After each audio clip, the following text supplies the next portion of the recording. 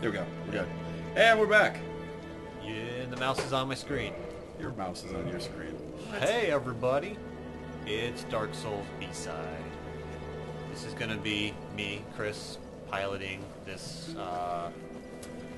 slender thief person into situations and areas that you probably would not encounter if it was your first time playing the game and you're just stumbling along.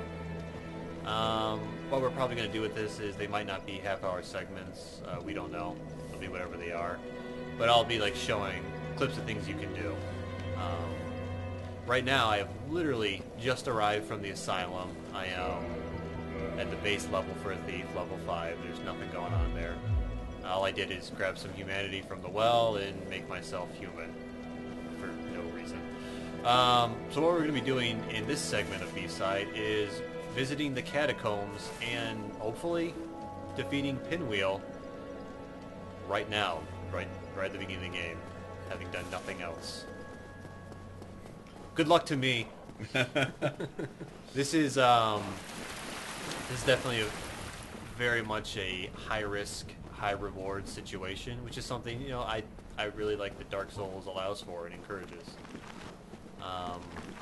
If you can manage it, if you've got the chops, I guess I would say, you can do pretty crazy stuff right from the start.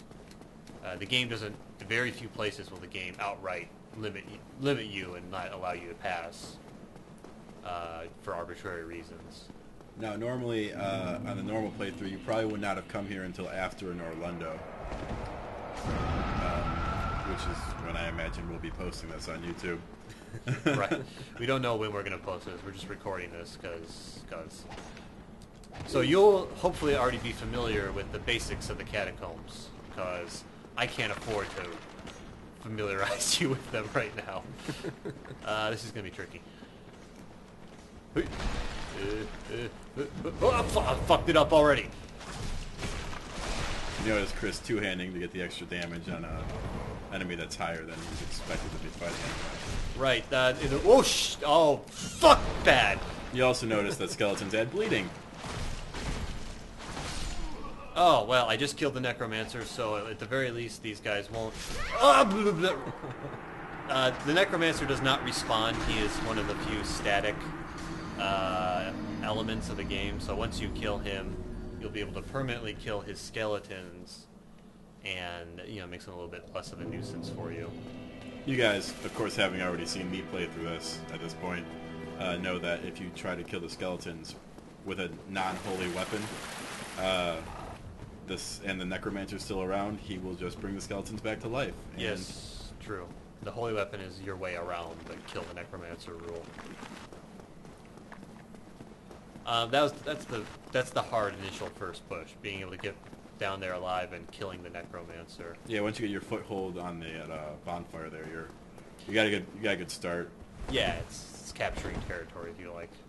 Also, that what Chris could have done is pick up the mace behind Petrus, and it actually has a strange effect on skeletons in that it makes them collapse whenever you hit them with it.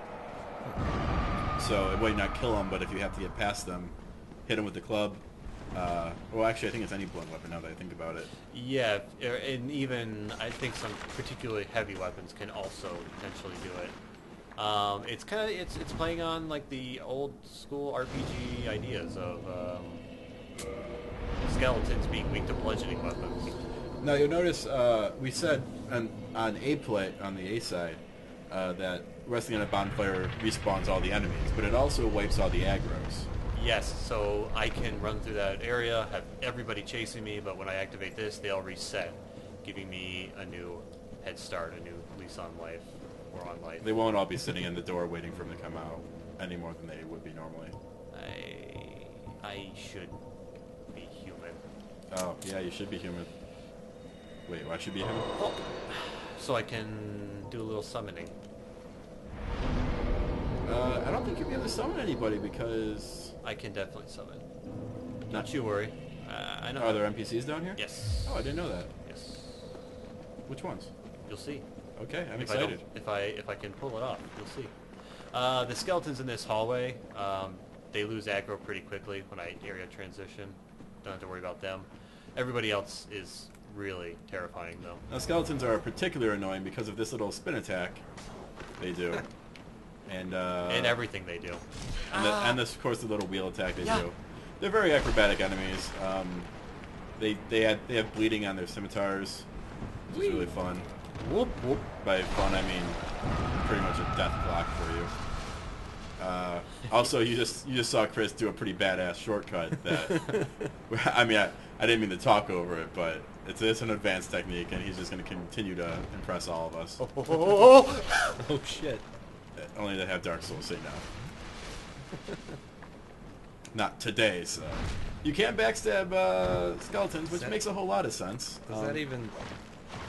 Yeah, we don't dwell on those things. Well, okay. It does more damage because you're hitting vital organs. Uh-huh. Is that Leroy? That's Leroy. Yep, you can summon Leroy. Oh shit, yeah. The Leroy? The Leroy. Paladin Leroy. Does he have chicken? At least he's got chicken. He is definitely a reference to the internet sensation of Leroy Jenkins a while back. Which is really crazy because you wouldn't expect that out of a Japanese game. Well, it's probably the translator's idea. Yeah, it could have been. I don't know. I'd have to confirm that. Oh, see all that glistening? You'll know what that is if we've done the B-side. No, don't fight them. Well, Leroy's getting the fucking loot. Yes, What the shit was incoming wheel skeletons. Mike, we're actually recording this before I've even gone to an Orlando with Mike here, so Mike actually has no idea what's going on. None. But he's getting nice little glimpses, and Leroy. I'm hoping that skeletons that Leroy are beating up. Hopefully now he'll chase after me. He'll come and join me. And Leroy's dead. That's Leroy's Leroy. not dead. That's Leroy. He's gotta wake up Holy all the crap! He dragons. actually survived. Not well. Good job, Leroy. Leroy can do Holy shit. something awesome. Holy sh! I did not know this. This is actually the first time I've seen Leroy summoned, and yeah, Chris is impressing even me now. That's pretty cool. Yeah. I'm learning stuff. You learn Leroy something new. can heal himself. You learn something new in every Dark Souls play. It's kind of a little trick there. Come on, buddy. Forget about those guys. Those guys are nothing. Now Chris is gonna be killing Pinwheel, but he can go to the Giant's Tomb. But not only won't he be happy because everything there is designed to kill him, Yes. but he can't actually go to the boss after the Giant's Tomb because he does not have the Lord Vessel yet. So there's a big golden wall there. It is precisely one of the very few points where I've mentioned that the game will just tell you to fuck off. Yeah, there are points where the game's like, okay, you have to do this first, then this. But Okay. they are very small in between. All right, let's do this.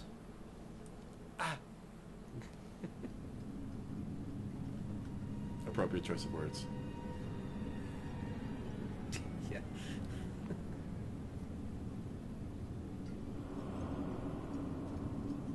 What do you calculate his chance of surviving? 3.33, repeating, of course. Of course.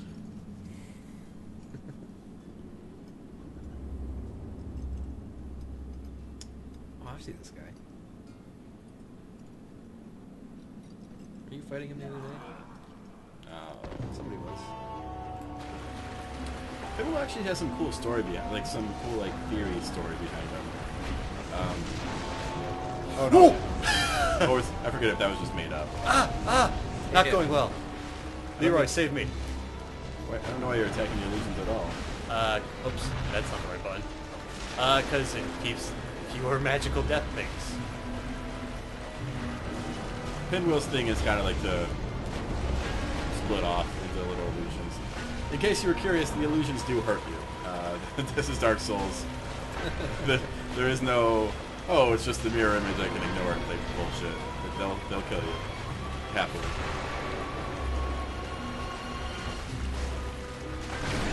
Oh, and he's done. Damn. Thank you, Leroy. Leroy is actually a bit of a badass. You can fight him later too. I bow to you, good sir. And he's a pain in the ass to fight. He leveled up after that incident with the dragons. Yeah. Mask of the Father. Mask of the Fata. Fasha.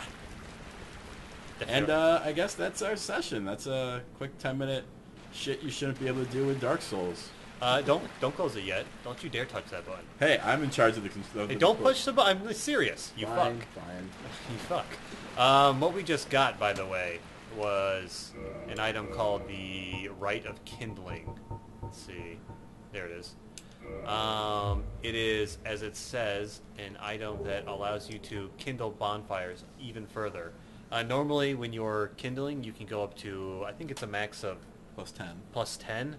With this, you can go all the way up to plus 20. So every time you rest at a bonfire that's been kindled all the way, you will get a stock of 20 Estus flasks, Shit, yeah. which is very helpful.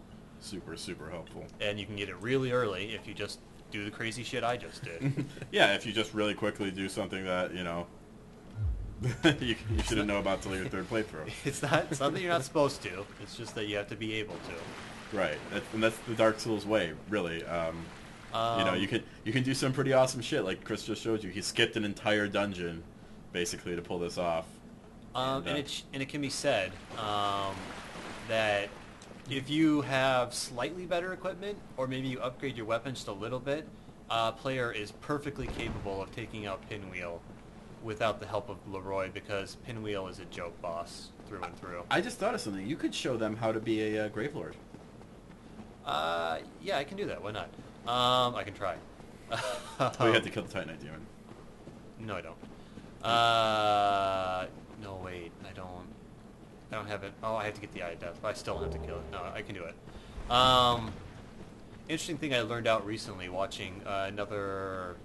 Oh my god. Oh, right. Another... Yep! Oh my god. And that's the story. And that was going to happen. Another... It's just souls. It's just souls. It actually gets you to the Gravelord place faster. Don't worry about it, guys. It's just souls. It's You just- get them back anywhere. It's just 18,000 souls. Little thing I learned out about Pinwheel from another YouTuber called Epic Name Bro. He's very... If you're into YouTubing and Dark Souls, he's one of the more popular guys. But he also happens to live in Japan right now. He teaches English, I believe. And he's got pretty good Japanese, and he's read the Japanese name for Pinwheel. And apparently it solidifies his existence as a joke character. Apparently Pinwheel's true name is, it's the name of like a Japanese, like, game, where like, I don't know the exact name, but it's like a game where like people, like at drinking parties or stuff, two people will like get in one big shirt, and then one people like reach around with their arms and like eat for them and such. I've seen that. Apparently they find it very amusing. I think that's Pinwheel what it's is on Whose Line Is It Anyway? yeah. Pinwheel is like a joke on that. Like usually it's like the name of the Japanese one is like 2-person something. Pinwheel's name is like 3-person something, because it jokes on the fact that all 3 family members are conjoined into a horrible, disturbing mass. All right, so now Chris gets to show you his awesome skills against a more advanced Titanite Demon. Oh! Holy shit! Awesome! You're still Awesome! alive somehow. Not for long though. That's I'll be not- fine. I'll be fine. Don't worry about it. As you notice, it's a more confined space than the first one we fought. It's a little bit harder, a little bit more aggressive. Signing Cody. Signing Cody. Dark Souls logic. See an open coffin, being attacked by a demon, time to get in the coffin. Yes. The trick with this coffin is you have to have that item I just picked up, an Eye of Death. It's a token that is relevant in the Gravelord Covenant. It's kind of like the things you retrieve for trolling people, and you take back and you use them to increase your rank in the Covenant. But you also need one to gain access to the arena in the first place. Ooh, that was very close. Also, this would just like terrify me. Wouldn't it be hurting to drag your stump around like that? Well, he's made out of rock, so I don't know. Yeah, which means it won't grow back. Yeah, so... That makes me claustrophobic every time I see it. Yeah, so I just decided to chill in the coffin, and I guess someone decided to close it for me. It's just a 2-ton lid. Oh, how helpful. Now, in order to enter this covenant, you have to have that eye, and you have to have not killed Gravelord Nito yet.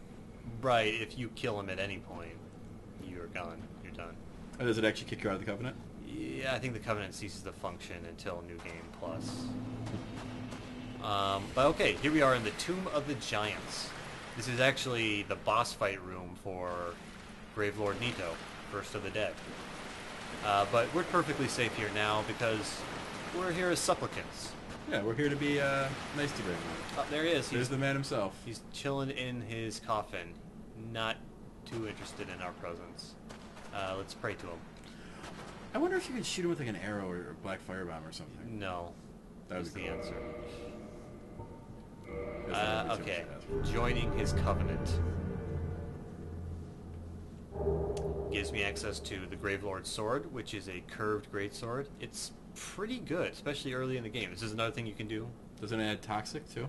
Yes, this is another thing you can do really early and just get. And then we see there's a miracle there, Gravelord's Sword Dance. It's an offensive miracle. It shoots swords out of the ground to damage. You'll actually see an iteration of it in the boss fight. Yes, Nito will use it quite a bit. So this is it, the curved, the Gravelord's Sword. It's slashing, thrusting, has a base damage of 265. You can't use it yet. And it's got a poison rating of 300. As Nick was saying, I can't use it right now because you need at least 24 strength to use it one-handed. I can't even use it two-handed, but it's very possible, just starting the game, to be able to use this two-handed, no problem. And it's, let's see. Gravelord is not very well lit for some reason. Yeah. But it's a cool looking bone sword thing. Nito himself, I'm a little disappointed on his character design. I thought they could have done better with him. I think his character design is outstanding, personally. I think that his boss fight is underwhelming, though. It's hard to tell which skeleton is him. That's part of the coolness, to me. Kind of like fighting a chandelier. You haven't said anything yet that I don't think is cool. The most metal chandelier of all time. Okay. Nestle.